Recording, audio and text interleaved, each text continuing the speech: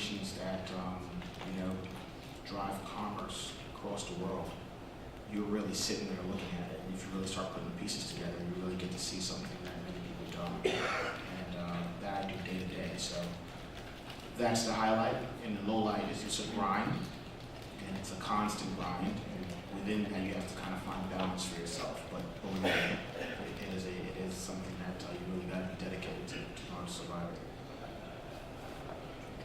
Well, I want to just echo everybody's basic statement here about law being a grind, and law being, if anybody wants to be a lawyer, just understand work is a big part of what we do, right? And as a solo practitioner, I can echo what everybody says here to a certain extent, that I come in, I've got my client's interests at heart, and I'm working, and I work long hours. I don't want to tell you what hours I work this week already, so this is like a break coming out here. But it's all enjoyable. You know, if you love what you do, it's not even anything that you worry about. The kind of help that I give my clients, my diverse clientele, is really very rewarding. You know, I get hugs from my clients, some of them, who are interested in hugging me, because I do good work. It's really very, very rewarding. And that's the most enjoyable part of my practice.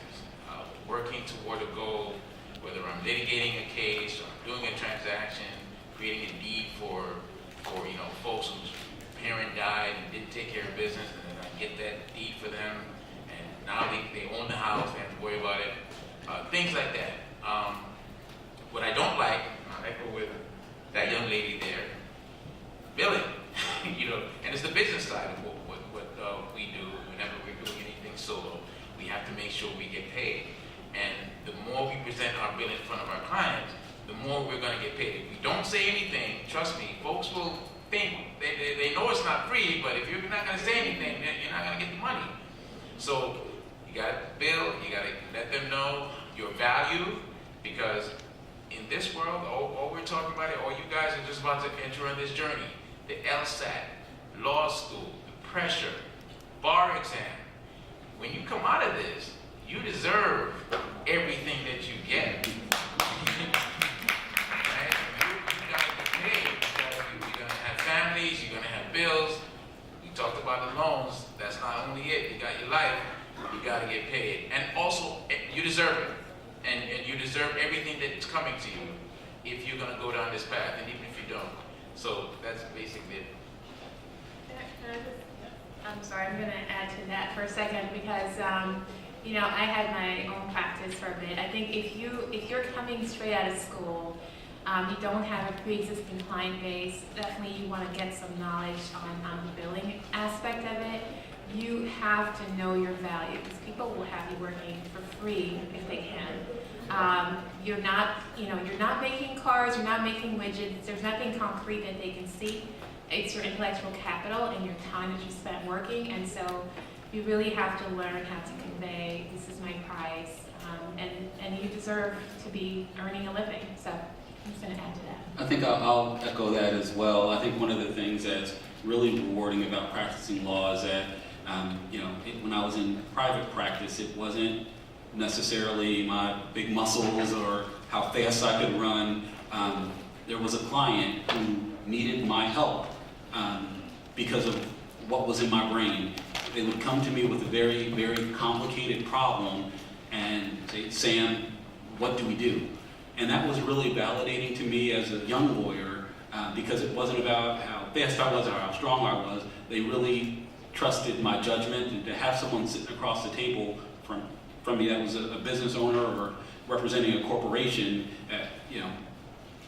if it was a business owner, made more money than I'd ever see, and maybe had more experiences in other parts of business and their life, but trusted me and trusted my judgment in this area or to make this decision. And now, as an in-house counsel, to sit across the table from executives who are in charge of and running, really the largest company in the history of mankind, saying, Sam, help us, what do we do here?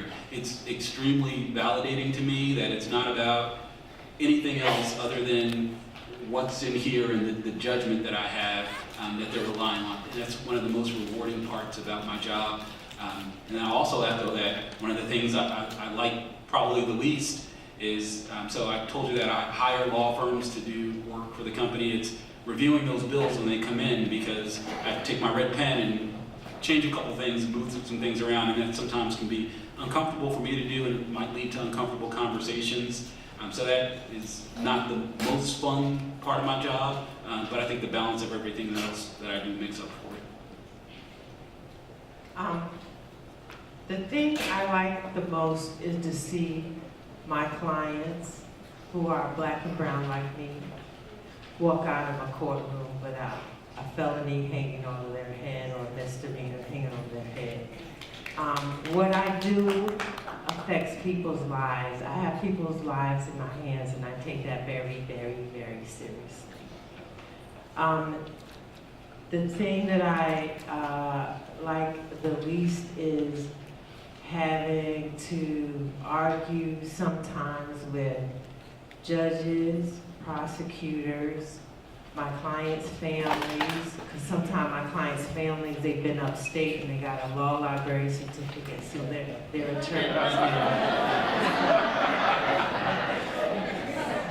My clients and sometimes my supervisors. So I have to learn how to balance all of those stakeholders, so to speak, in order to come up with the best result for my clients, because a lot of my clients think they know what's best for them, and sometimes, unfortunately, I have to substitute my judgment for them because some of my clients are off the chain. But most judges, they know, sometimes they can manage the situation better than I can, so I can do what I need to do, so they'll take care of it. Sometimes my supervisor come. But I hate the idea of just having to balance all those personalities to get the right result. Because some days I go home, I'm so exhausted, I can't talk to anybody. I can just walk my dogs and go to bed. So it's emotionally draining too, because I do take what I do very seriously. So I think that's the difficult side. Okay. I would just echo all of that, and in the essence of time, not go into much more detail, but yes, I also agree the problem-solving aspect has been the best part of being an attorney for me, being able to solve people's problems, which is what we do on a day-to-day basis in the large firm, similar to the panelists, being on these multi-billion-dollar cases with companies that I knew nothing about. Like, wow, they're trusting me with this.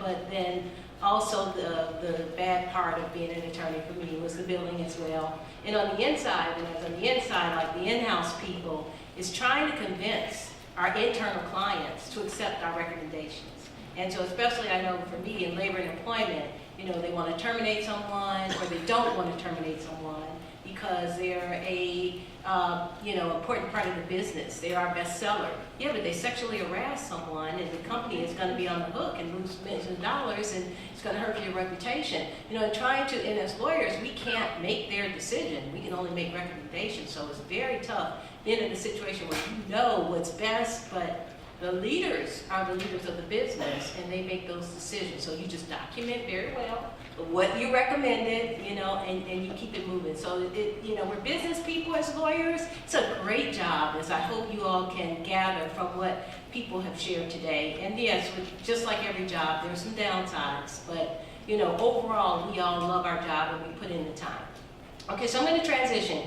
We're here for the National Black Lawyers meeting, right? And so we're going to talk with you. What we have here are black lawyers. And so we're going to keep it real for a minute. We're going to talk about, what it's like to be an African-American attorney, any challenges that you face that you at least believe, was a result or is a result of your race, and how you manage those challenges, and then ultimately what these students here, what they should expect or anticipate they may be confronted with when they get out in what's still a very white male environment. In fact, I think the last statistic I saw was that only about 5% of the lawyers in this country are black.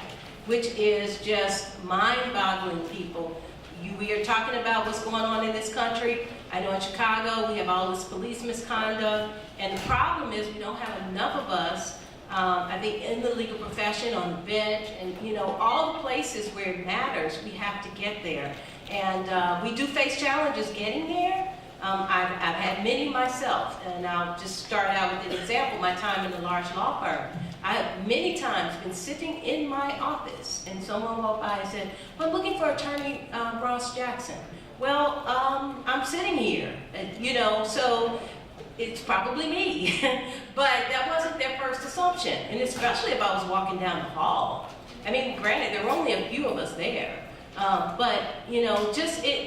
some would say, well, why is that so frustrating? Well, when it happens all the time, it distracts you, and you're in a large firm, excellence is critical. You can't make mistakes. You can't sit in there distracted about, I wonder what they think about this, or, I got to make sure I don't make a mistake. And so for me, it was that pressure, and I started at Lord Bissell and Brooke. I hadn't gotten my bar results yet. So I was stressing, like, I don't want to be the one who didn't pass the bar, because there are only a couple of us. Everything, I just felt like I was carrying sometimes the weight of the race on my shoulders because I had made it in, and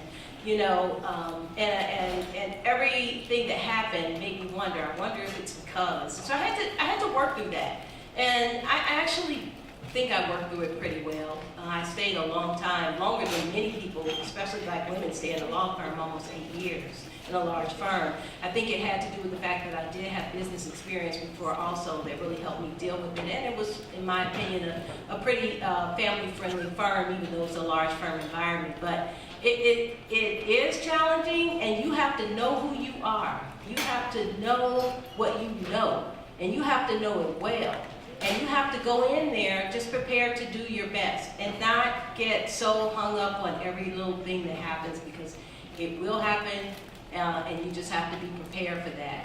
So that's one of the experiences that I had in a large law firm as an African American woman. So let me open it up to the panel to share any experiences they've had or any strategies that they found that worked particularly well. I'll start because as far as the gubernatorial appointments to the Court of Claims in New York State, the last African American woman to be appointed by governor to the Court of Claims was 1987, and that was by Mario Court. So since 1987, it's me, appointed by his son, Andrew, there hasn't been a Black woman on the Court of Claims. To put it in perspective, we have a lot of diversity on the bench in New York City. The minute you leave New York City, it is astounding at the lack of diversity, any diversity whatsoever, anywhere. I sit in Supreme Court in Suffolk County. There are 4 Black judges